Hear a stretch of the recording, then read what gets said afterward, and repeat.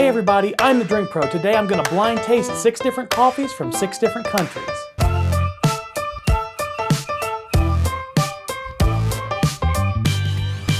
What's up everybody, Kyle the Drink Pro here with you yet again. Thank you all, as always, so much for joining me, and please consider subscribing to the channel. I'm almost to 1,000. I've got the watch hours. I'd love to get monetized here in the near future. Today, we are going to be tasting 6 different coffees, and there's 2 different special things about these coffees. 2 different special things about these coffees that I'm really looking forward to experimenting with. This is all blind, by the way. The first important thing about these coffees is they were sourced from 2 different places, and I'm not talking about the origin. Half of these coffees were given to me by Mike Halliday. Big shout out to Mike, thank you so much, which I believe he roasted those himself, vacuum sealed them, and sent them to me. There was a mix-up in the mail, so it took a while for them to get here, but they are here now, and we're tasting them today. The other half of the coffees were actually Starbucks Private Reserve whole bean single origin coffees that I just picked up at my local grocery store. So how long those had been roasted, how long they had sat on the shelves, a lot harder to say. Even though there was a delay in my process with Mike's coffee, I think the freshness should still be higher. And the roast should probably be much lighter. Starbucks is known for doing dark roasts in their coffees, and all 3 of the single origin coffees I was able to buy were medium roasts. The roasts that Mike was doing were very light roasts, which I tend to prefer, but today is not really about preference. Today is about identifying the origin of these coffees. So to create a blind process here, I'll show you what I've done. First off, I went through all 6 of the coffees and labeled them with a letter A through F. After labeling the coffees, I tried to, as best I could, do some sort of blind process. So I measured out 18 grams. I actually struggled a little bit to get exactly 18. I was originally going to go to 20, but decided, screw it, let's just get 18. It's a nice number. And I'm glad I did that for reasons that will become apparent. Once I had 18 grams of each of the 6 coffees, I went through and ground them up, and you can see that the color is notably different on the 3 that were from Mike than the Starbucks coffees. After that, I set up a pour over and went through these coffees one by one, pouring 288 grams of water on top of those 18 grams of beans, a 16-to-1 ratio. I didn't do a great job of filming with one hand while pouring the water, so I might not show you that 288 number on the scale, but I assure you that's where I got to on each one of these 6 coffees. I'm actually really glad I didn't do 20 grams of coffee and more water, because these cups are very full. Each of these 6 cups has a number 1 through 6 on it, and that corresponds to one of the letters, which then corresponds to one of the coffees. And I can't keep track of all that in my head. I'm not that sharp, so I'm happy to do it that way and create a blind process even by accident, just by forgetfulness. Nonetheless, because of that, we have a blind tasting here today. 6 different origins, 6 different coffees. Now, you might be wondering, well, these are going to get cold. You're not going to be able to get a good tasting of them. Au contraire, you don't want to do your tastings with hot coffee. You might like drinking it very hot, but if you're doing a tasting and trying to pull notes and trying to figure out things about the coffee, you really want a relatively tepid cup of coffee. So these will actually be perfectly hot for this tasting process. Now let me walk you through the 6 different origins of these coffees. I've got them written down here because, again, short-term memory is not great. We have Kenyan, Brazilian, Costa Rican, Guatemalan, Ethiopian, and Panama Elida. Now Costa Rica, Panama, and Guatemala, all 3 are obviously Central American countries. So half of the coffee here is actually Central American origin. That may present an issue when it comes to identifying where these coffees are from, but I have little tricks that I've pulled from the internet. We'll see if they work or not to discern the different flavors of the different Central American coffees. Now let's start with the Ethiopian coffee. Ethiopia is considered sort of the birthplace of coffee. I talk about that a little bit in my video where I did the cupping demonstration, and I have coffee from Yemen. Yemen and Ethiopia have a lot of similar kinds of coffees, and they both were sort of the birthplace of modern coffee. Now Ethiopia grows its coffee at pretty high altitudes, which typically means you get some wild berry kind of flavors, sweeter, fruiter, juicy flavors. So I anticipate the Ethiopian coffee will be more strawberry or blueberry. Now the Kenyan coffee has some similarities, but I should get more body out of it. So the Kenyan, I'm expecting a deep, rich, fruity juiciness, but I'm also expecting some full-bodiedness, which may not be as present with the Ethiopian. Kenya also has a lot of variety in their coffee flavors. You might find some that are spicier or that are more wine-like in terms of being deep, rich sweetness. I've heard you can even find bright or savory coffees in Kenya, so there might be a lot of variance in the Kenyan coffee, which may make it hard for this exercise, but we'll only find out one way. way. Brazil coffee may actually be the easiest to identify. When I looked up the notes from a Brazilian coffee, they typically are nutty and dark chocolate. You may even get some rough around the edges mouthfeel, that's sort of in quotes, because of their natural processing that they do as opposed to a more commercialized processing. Part of that flavor difference is because the Brazilian coffee is grown at a much lower altitude in comparison to that Ethiopian coffee that I'm going to be trying. It'll have more of a berry note. I think it's kind of fun to see how much variance there is in these different regions with these coffees, because I think it's a lot like whiskey, much like the huge effect that the climate has in Kentucky versus in Scotland on the distillate in the barrel. I think you're going to see some of those differences from what the soil and the climate does to the flavors in the coffee beans. Now here's where it starts to get tricky. I've looked at several different websites and I can't find really good consistent differences between the Central American coffees. I found a couple of little notes I'll be looking for, but I don't really think they're very reliable. But I'll tell you what they are. So all of the Central American coffees are known for having this sweet, crisp acidity, maybe even a red apple note, although I saw red apple talked about a lot more with the Guatemalan coffee than with some of the others. I think the two hardest coffees to identify would be the Costa Rican versus the Guatemalan, except for the fact that one of those is roasted by Mike and one of those is roasted by Starbucks. So I think that might be my saving grace in terms of separating those coffees that should be very similar. The Panama coffee, at least from a couple sites I've read, might have a little bit more of a tropical fruit note. And so that might be a saving grace for me to pull out and separate it from the other Central American coffee. All right, enough preamble. I've got my tasting spoon, which is basically just a sugar spoon, but you want something round and deep so you can slurp with it. That's what I'm gonna be doing today. Let's go ahead and get into these coffees. Now, I don't know, the numbers are facing you guys, and I will put on these coffees what they are so you guys can know what I'm drinking when I'm drinking it. But right now, I have no idea what's what. I don't even know which numbers they are, so I'm just gonna go left to right and let's give it a shot. So that one's very earthy to me. I kind of have a feeling that one's a Starbucks coffee only because I get a lot of bitterness out of it, which I don't expect from the kind of roast that I've had from Mike in the past. And I also have a lot of breadiness to it. So I may have to pick this up. This is a little sketchy. Let's see if I can't pull some flavors from it. Yeah, that first one is pretty bready. It doesn't have a lot of chocolate to me, but it's nutty, which makes me lean Brazil, at least compared to the others that I should be tasting. But I don't know how much processing was done on those Costa Rican beans by Starbucks, so the chocolate might become a predominant note for them. So let's move to number 2 here and see what I can pull out. Now, as bready as the first one was, this second cup is much earthier, and unfortunately, I think this is also a Starbucks one because I'm not getting hardly any flavors out of it. I guess I get a slight citrusy note, but mostly for me, this is like chocolate and buckwheat. We'll revisit that. I kind of am leaning towards thinking that might be the Costa Rican. Let's move here to number 3. Wow, that is so much different than those other two. Now we're getting into Mike's coffee because it's really good. Starbucks is fine. It's not bad coffee. If you want bad coffee, it's out there. But wow, the difference between something like even the single origin, private reserve, fancy schmancy Starbucks and some well home roasted, lightly roasted single origin coffee is dramatic.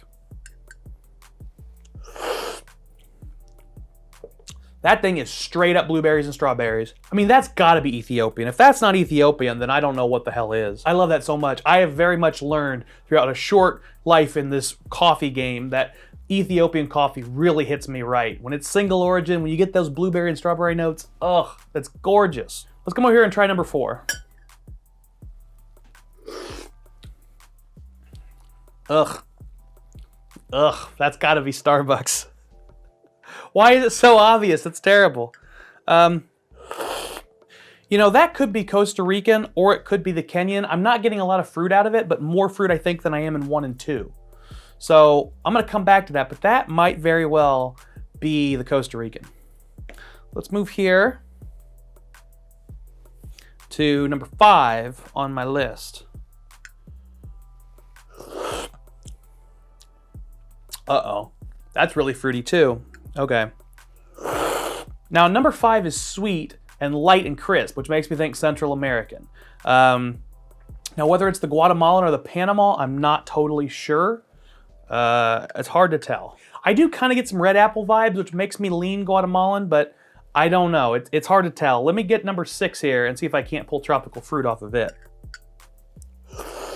Now, to me, this one is sort of markedly different than the other two that are obviously from Mike. I mean, the problem is number 6, I'm getting definite blueberries, but I'm getting a lot more citrus. The citrus is really sharp. Let me go back to number 3 here really quick. Yeah, number 3 just has to be Ethiopian. It's super, super juicy, fruity, sweet, blueberry, strawberry, a little bit of breadiness, but it's pretty background. That's just gotta be Ethiopian. If that's not Ethiopian, I'm screwed. Number 6, however, it's like tart and acidic. It's not nearly as juicy sweet, but it has a lot of those fruit flavors. I think because of the acidity and because of that fruitiness, I've got to go with the Guatemalan on number 6. That red apple just seems right to me. This spoon is done. I'm just sipping these coffees now. They're cool enough that I can hold them. So let's just try number 5 again. Nope, I'm gonna flip it. I'm gonna flip it because I'm getting chocolate on number 5. And I didn't see a chocolate note for Panama, but I did see a chocolate note for Guatemala. So I'm gonna say number 5 is that Guatemalan chocolate. Number 6 is the Panama. It is fruitier, so like tropical fruit might be fruitier. 5 being the Guatemala, it would make sense because I did see a chocolate note for Guatemala. All right, so I've picked out what I want from Mike's. Let's go back to the Starbucks ones, which are obviously worse, to be frank, and see if I can't make some decisions on those. There's nothing even sort of fruity about that. I think that might be my first drawing point, is that makes me think one is Brazilian, because Brazil did not have a fruity note. It was nutty and chocolate. Wow, that's so bitter. 2 is the worst one. I don't know why, but something's wrong with 2. I'm getting some citrus and some fruitiness on 4. I'm gonna say 4 is the Kenyan because it's the only one I get actual fruit at all from the Starbucks roast. So going back to 1 real quick. Yeah, I think the bitterness that's coming through on number 2 is they're calling that chocolate and nuttiness, and that could be a roasting problem. It could be a cheap bean problem. Not sure. But I'm going to say 2 is Brazil, and I'm going to say 1 is Costa Rica. So you can see I got the mic on kind of funny, but I wanted to get this out. I'm excited about these answers, so let's dig into it. Now, first and foremost, just to test if I'm right about this or not, I'm going to pull out number 4, because number 4 has to be the Ethiopian. And like, if number 4 isn't the Ethiopian, then all of these are wrong, and I gotta rethink what's happening here. So let's find the sample of Ethiopian. It's C, and number 4 is C.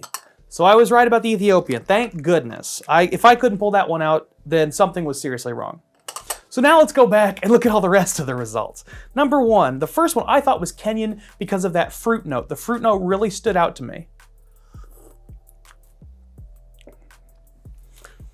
But I don't think it was, because number 1 was F, and F, yep, was Costa Rican. Now, if you look at the description on the Starbucks coffee here, it says a lemony sweetness and a smooth cocoa texture. I definitely actually get those. To Starbucks' credit, their notes are good. It's just these are not the best beans. This is not the best roasting, and you can tell when you put it side by side with some high quality stuff. Number 2 I said was Brazil because of the deep chocolatey notes. Now number 2 was A. I was right, Brazil. Unfortunately, it was also the worst coffee. I think that Brazil suffered the most from being less than premium coffee. I mean, it's still, like I said, pretty good. It's Starbucks, it's not Folgers, but it's not the most high premium bean. And because the notes in Brazilian coffee are gonna be, you know, kind of bitter, possibly with a chocolate nuttiness, that bitterness really gets accentuated when you don't do a correct process. I think the darker roast really hurt the Brazilian coffee. All right, number 3 in my process, let me find number 3 because they're not the same numbers I tasted them in. Number 3 I said was the Panama Elida. I think that was mostly because of the tropical fruit. Let's find number 3. 3 is B, and B, oh, B was Guatemalan. See, my first instinct was to say that that was Guatemalan, but I went against my instinct, and I wish I hadn't. The red apple really showed up for me on this one, and I do think that there is an earthiness to this. The first thing you get is this citrus, I think citrus is really a Central American note I'm picking up a lot here too. But you get the citrus, you get this red apple, and then it finishes with almost a chocolate. And I kind of downplayed that because I thought 5 had more of that chocolate going on. So I just figured out what was going on with 3 and 5, or during my tasting 5 and 6. The sweetness that I was picking up in 5 actually is part of a function of how the Panamanian beans came about. I've talked with this a little bit with some of the higher end, very expensive beans that Mike has sent me in the past. But some of the Panamanian beans actually come from Ethiopia. And if they're using similar processes, which they very well might be, you might get some of that big juicy flavor. 5 reminds me a lot of the Ethiopian. And it's got that big sweet juiciness, but it's a little bit crisper, a little bit sharper, and maybe a touch of citrus. That means that finally, number 6, the one that I initially thought in my tasting was Costa Rica, is in fact Kenya. That's interesting to me because the note I gave on Kenya was it could be more varied, and I kind of ignored that. I just focused on fruity and juicy, kind of like Ethiopia. It is more varied. It's got some of that fruitiness, but it does have a big body. It's rounded. It's a little wine-like. It totally makes sense to me, with hindsight being 2020, that that is in fact Kenyan coffee. So I mixed up a bunch of these. I only got 2 of them right, but it was a cool process to go through and to see if I could pull out those notes. You could see that there is something to where these coffees are coming from and how it's affecting their flavor. It's just a matter of really honing in your skills, which I'll be the first to admit. You know, being the drink pro also means admitting when you're not a pro at something. I am not a pro coffee taster, but I'm a pro at learning new things. I think you guys should absolutely try this at home. Honestly, you can use the Starbucks coffee. You can use other single origins you can buy in the store. I know I shat on it a little bit, but I was comparing it to some of the best coffee in the world, honestly. Mike is a good roaster, a great patron and friend. I appreciate you, my man. And he's getting coffees that nobody has their hands on. So these are exquisite. So we're really comparing apples and oranges in some way. We're comparing exquisite top-of-the-line coffee with pretty solid middle-of-the-road coffee. I mean, you can't compare Pappy Van Winkle to Russell's Reserve. You just can't. And Russell's Reserve is good, and I will happily drink it. But they're different products. So get yourself some single origins, read the tasting notes, write them down, do a blind yourself, give it a shot. Find what you like, because I have definitely learned that Ethiopian coffee is my jam. You guys keep drinking like professionals. I'm going to finish this cup until I start shaking. Cheers. Oh, so good.